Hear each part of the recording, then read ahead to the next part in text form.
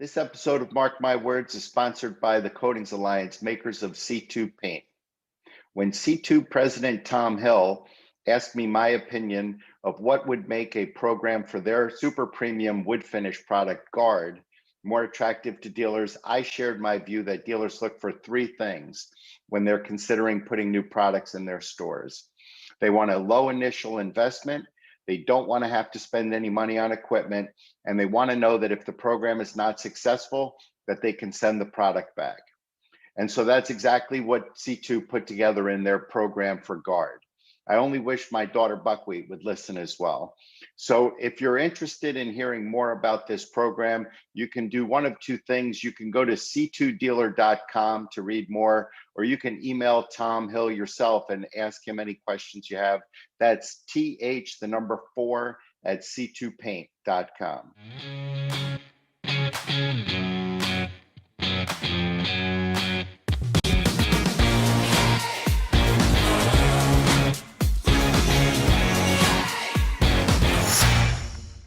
Hey everyone, thanks for tuning in to Mark My Words in the News. I'm your host, Mark Lipton.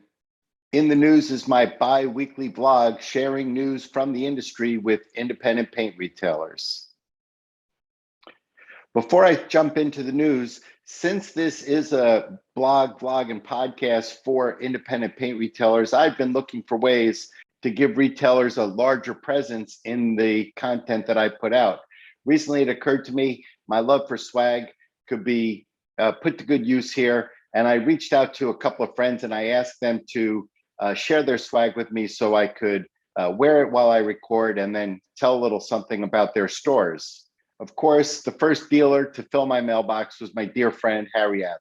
Harry's store, Adler's Design Center and Hardware, is a 102-year-old single store dealership in Providence, Rhode Island. Like the store's owner, Adler's Design Center punches well above their weight class. Their single store sells traditional and decorative hardware, has a full design center representing window treatment and wallpaper's best brands, as well as C2 for paint.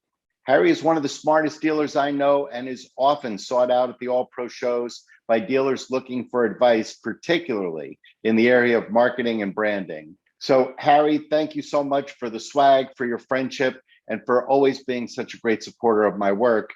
Any other dealer who wants me to wear their swag while I record and tell a little story about their business, feel free to give me a call, shoot me an email, send me a text. I'll get you my address and I'll be more than happy to do that for you. Now on with the news. The website businesswire.com, which is a Berkshire Hathaway company, announced the news recently that PPG had won the prestigious Silver Effie Award for 2021. The Effie Award is considered one of the world's most prestigious honors in the field of marketing and communications. The award went to PPG for their campaign titled Thank Yourself Later, which promoted their Oscar brand of paint in Romania. PPG used the benefits of Oscar to build a memorable and humorous multimedia campaign. The Thank Yourself Later initiative quickly gained traction through television ads, social media, outdoor advertising, and public relations efforts, contributing to the brand's rapid growth and strengthening the market position of Oscar by PPG in Romania. It's 5,000 miles from Pittsburgh, Pennsylvania to Bucharest, Romania. Yet despite the distance and the language barrier, the PPG communications team was able to get the people of Europe's 12th largest country all the information they needed to decide that a gallon of Oscar paint was so outstanding that they would thank themselves later for it. In other communication news, Benjamin Moore retailers are still hoping for an email to find out when 549 1X will be back in stock. In other news from PPG, the world's second largest paint manufacturer was named to the Forbes list of the world's best employers for women in 2021. In being named the best paints, coatings, and chemical manufacturer for women to work, the Pittsburgh-based company came in number 137th out of all companies in the United States. As part of its efforts to strengthen diversity, equity, and inclusion across the company, PPG is focusing on increasing female representation to align with population demographics, according to Marvin Mendoza, That's the PPG Global Head of Diversity, Equity, and Inclusion.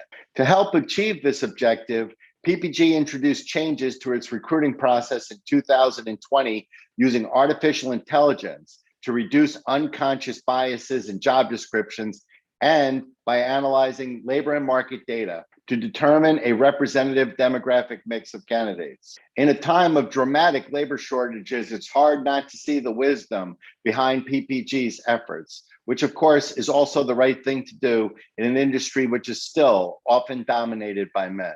Barron's announced recently that the long-rumored merger between Benjamin Moore and industrial paint maker Axalta is not happening. Recent SEC filings showed Berkshire Hathaway, that's the owner of the Montvale paint maker Benjamin Moore, sold their $400 million stake in Axalta, which is an industrial and automotive coatings manufacturer. Rumors of an Axalta Benjamin Moore merger began in 2015 when Warren Buffett, the sage of Omaha, acquired 23.4 million shares of the $3.5 billion a year Axalta. But this marriage was never made in heaven, and Buffett sold all of his 10% stake in Axalta sometime before June 30th of this year. Speaking of the Warren Buffett-owned Benjamin Moore, the company announced recently that it will begin toll manufacturing, essentially subcontracting many of their commercial products. The news, announced by the company in an August 5th email to dealers, said that the move will further expand capacity.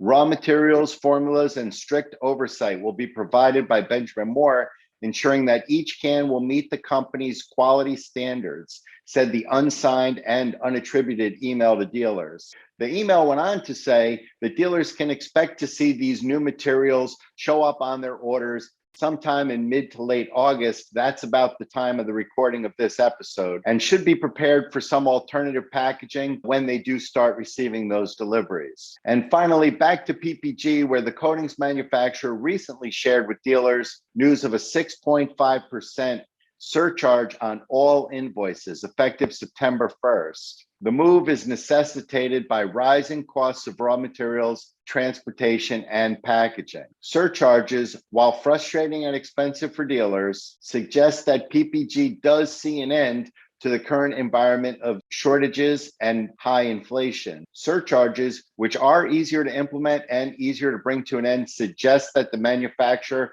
does see more normalized availability of product and inflation in the coming months. Thank you very much for listening. Reach out to me if there's something that you'd like to hear me talk about. Like and subscribe. I'm Mark Lipton, and this is Mark My Words in the News.